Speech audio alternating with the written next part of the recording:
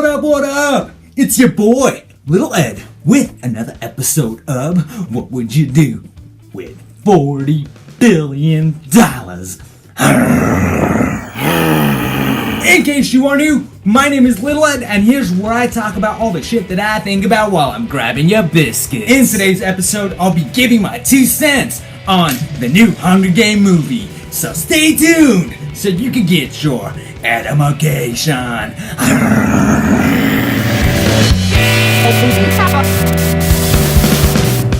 Last night, I totally nerded the fuck out after watching this. What the fuck? Wow, that was really fake. What the fuck? Last night, I managed to Hunger Game myself through a bunch of tweens and teens and score some tickets to the 11 o'clock Thursday showing of The Hunger Games. And holy shit, was it worth it. Full disclosure, this is going to be a spoiler review, so if you haven't watched it and you plan on watching it, go ahead and click away, or if you just don't give a fuck, keep on at it, boss. Overall, I loved this movie, but there was a few things that I didn't like so much. But first, let's start off with the things that I did like. The first opening scene where they open, where Jennifer Lawrence, she has like all these bruises in her neck and she can't really talk. That's the one thing that I really enjoy about these movies. That even though they're fantasy or whatever you want to call it, I mean they film them very well. It makes you feel like shit like this is going on. Like all the bruises in her neck, that was really cool.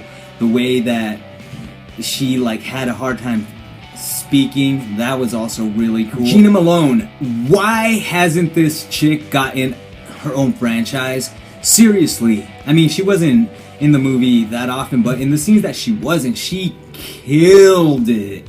As an actor, you want your audience to want to know more about that character. And I really want to know more about Johanna Mason. If they do make more Hunger Game movies, I really hope they include her background story, because A, she's a very good character to explore. Plus, Jenna Malone, she just totally kills it. She totally has like that badass persona that this character obviously has. So I would definitely like to see more of this character if there is future Hunger Game movies. I really liked Peeta in this movie. Through the other movies, he's just kind of been like a bland character.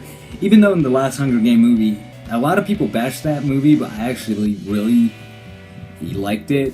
I know it didn't have as much action, but this isn't a review of that movie. But anyways, what they did with that character in that last movie, it like kind of gave you a glimpse on what they were gonna do with him in this movie, and that was one of the things that I really enjoyed about this movie. Just the amount of depth they brought into the Peeta character, and the actor. I don't know his name. I should. But I really don't feel like I am BDing it right now. Anyways, while his struggles with PTSD, just kind of like how one moment he's there and then the next moment he just like freaks the fuck out and then he's not.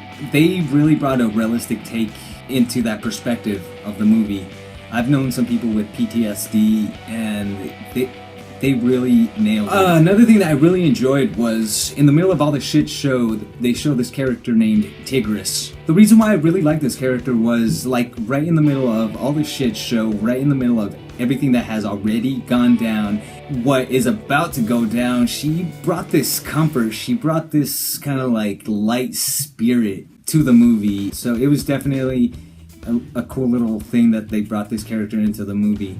Yet another character I would love to know more about on how she got to where she's at. I know she has like a lot of backstory of how she got to be where she's at right now. So definitely another great character. The one scene where shit is about to go down and Katniss and Gale are on their way to kill President Snow, and then they show that little girl. Holy fuck, was it one of those moments where like you just know shit is about to go down, where you just know that like you're already expecting it, but the way they shoot it, the way like they show the little girl, and you just know that like this poor innocent little girl is about to die. And then so after the bombs drop, right, and then like her mom like is just on the floor, like dead, and then like the little girl that we just saw, she's like calling out for her mom. She's like crying for her mom. You're just like, what the fuck? And like you see this like poor innocent little girl, and you just know that she's about to die. And then you have like all the children being passed over to the palace, and then all those bombs drop, and then you just have all these kids just dying. That's the scene where Katniss's sister dies. But it just shows you how nasty war is, how destructive it is for our society, and how only a few with power are the ones that survive, while the other ones, we just kind of get fucked over. We get caught up on the crossfire, and there's no real definition of good people versus bad people, because we're all innocent civilians, and the true assholes with power, none of this shit is affecting them at the end of the day. Alright, so I sort of derailed there for a second. I got a little caught up on my opinions on war.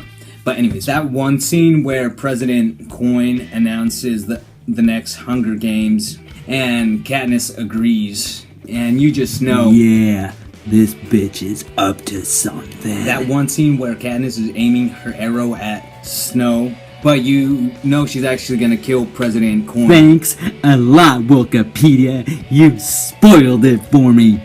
No, not really. Could've helped myself and I googled that shit. Holy shit, was that an intense moment. It definitely had some of that intensity that last year's Whiplash had, where you're just kind of like sitting there like, come on, get it over with. What's gonna happen? Even though you might already know what's about to happen. Oh, there we go. Sorry, I needed that. So now to things that I didn't like so much. Alright, so even though I loved this movie, it did have things that weren't so great. It is a more than a 2-hour movie. 2 hours and 16 minutes, if you really wanted to know. And there was some scenes that were longer than what they needed to actually be. So, I mean, honestly, that was the only downfall that I had on this movie. Yeah, there was a lot of great things that I really enjoyed about it.